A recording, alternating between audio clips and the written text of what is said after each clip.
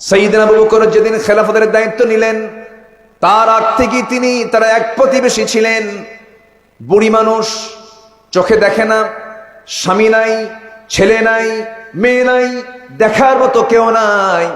ওই একজন বুড়ি মহিলার ঘরে তিনি প্রত্যেক রাত্রিতে যেতেন। তার কাপড় চোপড় গুলো ধুয়ে দিতেন, রান্না বান্না করে দিতেন, খাবার গুলো যোগান দিয়ে দিতেন।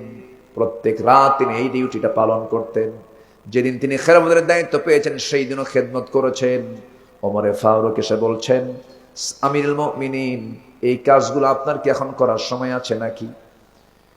তাও তিনি জানতেন না কে করে। একদিন সাইয়েদনা ওমরে ফারুক কোন এক রাত্রে গিয়ে দরজায় নক করে বলছেন, বুড়িমা, আমি আপনার খেদমত করতে এসেছি, আপনার খেদমত লাগবে নাকি? ভিতর থেকে জবাব দিচ্ছে, একজন খেদমত করে থুয়ে চলে গেছে। উনি অবাক হলেন, এই মদিনায় কোন যুবক আছে, আমি তাকে অবশ্যই খুঁজে বের করব। পরপর 3টা রাত তিনি ওই দরজার কাছে দাঁড়ায়া থাকেন, দেখি এই রাত্রিবেলা কে আসে। প্রথম 2 রাত ধরতে পারেন না, 3য় রাত্রে দেখেন চট করে খালি পায়ে কে যেন ভিতরে ঢুকলো।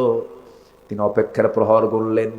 হঠাৎ করে তিনি খেদমত করে যখন আবার বের হতে নিয়েছেন, পিছন থেকে চট করে হাত ধরে দেখেন কেউ না, সাইয়েদনা আবু বকরের সামনে দাঁড়ানো। সাইয়েদনা ওমর ফারুক কেঁদে ফেলে বলছেন, সব কাজ আপনি করবেন, আমরা করব কি? এবার তিনি বলছেন, আবু বকর বলছেন, ও আমার ভাই ওমর, হাশরের ময়দানে ওয়াতিদাল কুরবা হাক্কাহু, এই প্রশ্ন যদি আল্লাহ করেন আমি জবাব দেব কেমনে? কারণ আমার আমল নামা নিয়ে আমাকে উঠতে হবে। ওমর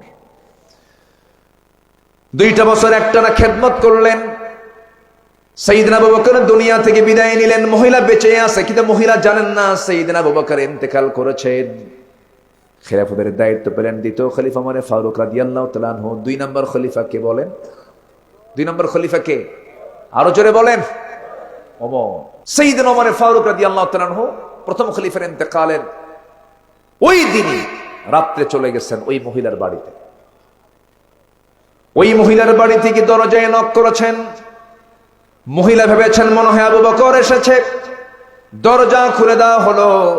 সব খেদমত গুলো করলেন, খাবার দাবার গুলো রেডি করে দিয়ে তিনি বের হয়ে আসলেন। বুড়ি মহিলা খেতে বসেছেন খাবার, সামনে কিছু খেজুর ধুয়ে রাখা হয়েছে। খেজুর গুলো যখন মুখে দিলেন, মুখে দেওয়ার সঙ্গে সঙ্গেই দাঁতের নিচে সেই খেজুরের বিচি যখন পড়েছে, বলে ফেললেন ইন্না লিল্লাহ। মহিলা কেঁদে কেঁদে বলছেন, বুঝতে পেরেছি আমার আসল খাদেম দুনিয়াতে নাই। আমার আবু বকর যখন আমার খেদমত করতে আসতো, খেজুরগুলো যখন ধুয়ে দিত, শুধু খেজুরগুলো ধুয়েই দিত না, আমার খাবারের সুবিধার্থে আমার যেন কষ্ট না হয়, প্রত্যেকটা খেজুর থেকে খেজুরের বিচিগুলো সরাইয়া ধুয়ে ধুয়ে আমাকে খাওয়ার সহজ করে দিত। আমার বন্ধুগণ, এগুলোই হলো বিনয়ী ভাব। আমার দেশে যে ক্ষমতায় আসে সেই হয়ে যায় কি হয়ে যায়? জমিন আর থাকে না, আকাশে ঘুরে আকাশে ঘুরে। পাইছি রে। ফেরাউন থেকে শিক্ষা নিন, নমরুদ থেকে শিক্ষা নিন।